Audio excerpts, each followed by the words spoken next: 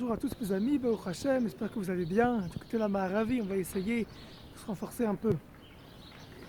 Dans la paracha de la semaine dernière, paracha Béchalar, on a vu un très bon enseignement. Il était écrit, Hachem dit à Moshe, dit au peuple de détourner son chemin, de ne pas passer par derrière Pélishtin, par le chemin des Pélishtin, Karov ou parce qu'il est proche. Et les Juifs risqueraient de retourner en Égypte, alors ils ont dû faire un détour. Ce détour il a causé qu'ils se sont retrouvés coincés entre les Égyptiens d'un côté et la mer de l'autre côté, imploré Dieu, la mer elle s'est ouverte, et selon mon commentateur, ils ont traversé la mer et ils sont revenus au même bord, ils ont fait un U, ils n'ont pas traversé de la rive en face. Après ils ont continué leur chemin. La question qui se pose, pourquoi tout ce balagan là? C'est des miracles, des changements. La réponse qui est donnée, c'est parce que les Palestiniens, les Palestiniens, ils avaient tué des Juifs qui étaient partis plus tôt, et le fait de voir leurs frères juifs morts par terre, ça les aurait découragés, ils seraient revenus en Égypte. Vous savez mes amis, cette situation-là, c'est ce qui nous arrive au jour le jour, à nous tous en particulier. C'est des enseignements qu'il faut tirer à chacun d'entre nous, pour chacun de notre vie, des moments de notre vie. On a tous des mers en nous. On a tous plein de mers devant nous. On a tous plein de problèmes, plein de situations. Et à chaque fois, on doit se dire, je traverse ou je traverse pas. J'affronte ou j'affronte pas. À l'époque de Moshe Rabbeinu, il y avait un juif qui est rentré. Et l'eau était là, puis là, puis là, puis là. Jusqu'à qu'il s'est mis complètement dans l'eau. Une fois qu'il était complètement dans l'eau, et là, elle s'est ouverte. Quand on rentre dans le problème, quand même, il s'ouvre. En fait, c'est plein de problèmes, c'est une solution. Mais il faut rentrer dans le problème. On voit que Béhémet, Paro, les Égyptiens, à quoi ils ont servi? Seulement à nous presser de rentrer dans la mer. C'est-à-dire que dans la vie, les ennemis, ils servent juste à nous faire rentrer dans nos problèmes, à nous faire avancer dans la vie. Parfois on a peur, on est immobilisé, on n'arrive pas, on n'a pas confiance en nous. Alors Dieu envoie les ennemis pour te dire, lui, il va te donner confiance en toi, avec lui tu vas avancer, tu vas voir. Il va te réveiller ton ego, il va te réveiller ton stress positif. Et pire encore, parfois on a des faux amis. Les faux amis, c'est a priori les Palestiniens. On ne les connaît pas. Mais si on passe par eux, par chez eux, on va vite retourner en Égypte.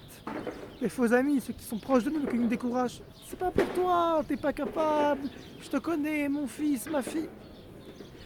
Faut pas écouter ça, parce que si on écoute ce genre de paroles, après qu'est-ce qui se passe? On revient en Égypte. L'Égypte, c'est quoi? C'est la limite. C'est la limite. Mais seulement cette situation-là, elle est carovou, elle est proche. C'est-à-dire qu'elle est proche de nous, c'est simple. Dans la vie, ne rien faire, c'est très simple. C'est plus simple que de faire et de peut-être tomber. Mais c'est moins valorisant. Il vaut mieux rentrer dans la mer, quitte à se noyer, que rester devant. C'est ça qu'on apprend. Mais si j'ose dire, encore mieux. Rabbi Nachman il dit que la mer, c'est Prinat P, c'est la bouche. Celui qui parle avec Hachem, celui qui est connecté avec Hachem, celui qui vit Hachem, alors lui, il rentre dans la mer, mais Béhémet, il n'est pas encore rentré que la mer elle est déjà ouverte. Il affronte son problème, que le problème il est déjà résolu.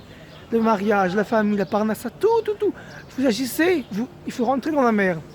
Mais celui qui fait avec Hachem, Yitro, qu'est-ce qu'il y a écrit sur Yitro? Ishma, Yitro, Kohen, Midian. Yitro, il a entendu. Mais après, il a écrit dans la paracha, Moshe, il a raconté l'histoire qu'a fait Hachem. Mais pourquoi tu racontes, Moshe, si il a entendu? Il connaît l'histoire.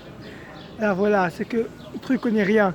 Yitro, la Emouna, c'est écrit dans le Rishon. Yitro, il dit, Hachem ou Elohim. Hachem, c'est lui le Dieu. C'est lui qui parle avec cet esprit-là, que Hachem, c'est lui le Dieu. Et que tout notre but dans le monde, c'est rien que de se connecter avec Hachem. Pour dans tout dévoiler Hachem. Et pour dans tout demander l'aide d'Hachem. Les Vakesh Rachamim, demander Hachem, Béhémet.